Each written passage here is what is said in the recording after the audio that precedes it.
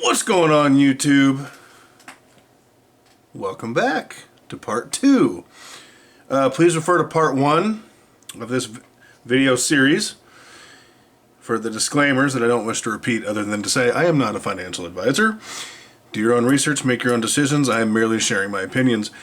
And I did forget to include, when we were talking about coins versus rounds and bars in my last video, in case you didn't know, what determines a coin from a round is a dollar denominated value being on the coin from a government makes it a coin. Rounds do not have a dollar denomination on the face. And some coins do offer different security features that a lot of rounds do not. There are some rounds that do. It's rare. The new ASEs, the Britannias, the Maples all have security features that most rounds do not. Also something to keep in mind if that's something that is important to you. Alright, now getting on to little pieces of me. Constitutional silver, which are coins because they have face value. What is the difference between this and this? Hold on, my eyes are getting bad. I can't tell which are which. Aha! Okay. Now this is known as 90% constitutional silver, 50-cent piece, mercury dime, 40%, 35%, or nickel. Now, 90% has been a favorite among stackers for years and years and years. Excuse me. Got a frog in my throat. For good reason. First of all, if you don't know, when it comes to 90%, $1.40 face value, so 2 of these and 4 dimes to make $1.40, or quarters, which I have, I didn't lay out, but I'm sure you've all seen the quarters. $1.40 of 90% silver equals 1 troy ounce of fine silver.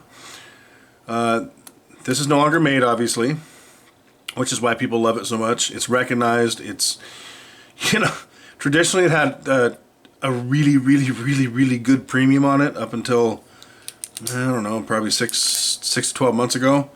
Just like the ASEs, they had great recognizability, great reputation. They were sought after, and the premiums are now jacked. So, if you come across 90% for a good deal, again, not financial advice, but if it were me, I would swoop it up. This is a great piece of silver to have in, a great type of silver to have in your stack. Some people believe it may be used for barter someday. I don't know. It's possible. That way you can break off a little bit without, coming out with a full ounce. Because as we discussed in the last video, fractional rounds are probably not the way to go unless we're talking this stuff. People love it. It's been used as money for a long time. It's no longer available.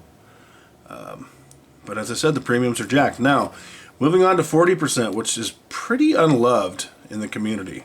And by the way, when I was talking about this, I was also talking about this. They're both 90%.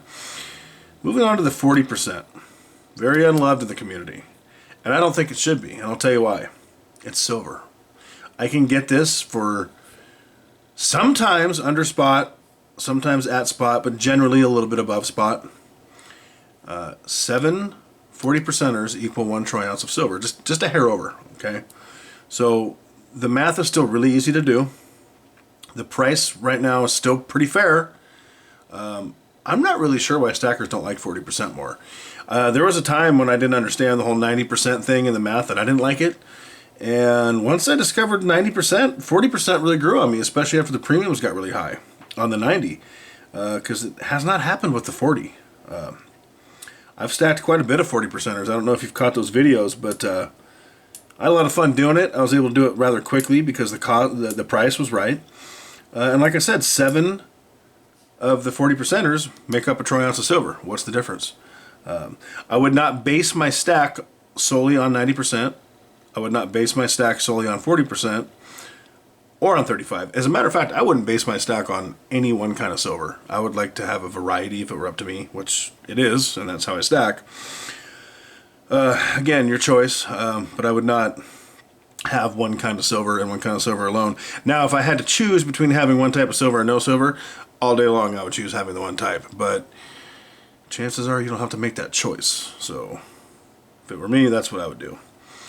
Now, let's move down to the even more unloved stuff. 35% worn nickels. Now, I will tell you as a disclaimer, while I get this for about 18 bucks an ounce at my LCS, which is dirt cheap, all day long, I pay about probably 19 or 20 an ounce online, maybe 22. No, about 21.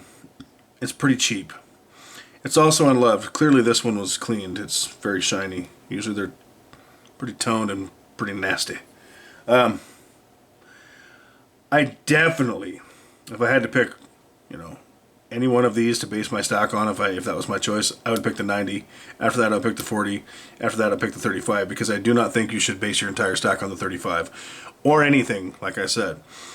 But 35%, you will generally not get back a spot for it. You will get under spot, but if you can buy a lot of it for cheap and silver goes up, you might just win.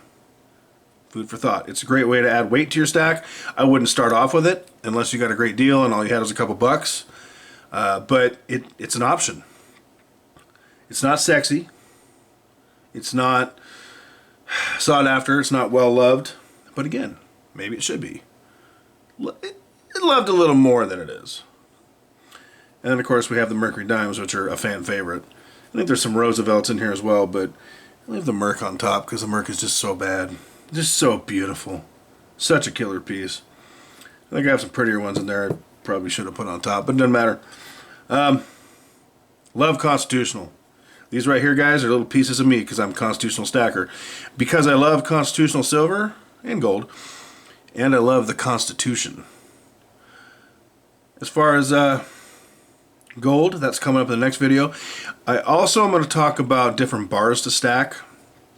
And there's something with the 100-ounce bar, which I love, and I'll tell you why, that we're going to get into, that never occurred to me until recently. And I don't know if it occurred to you. I'm a huge proponent of them.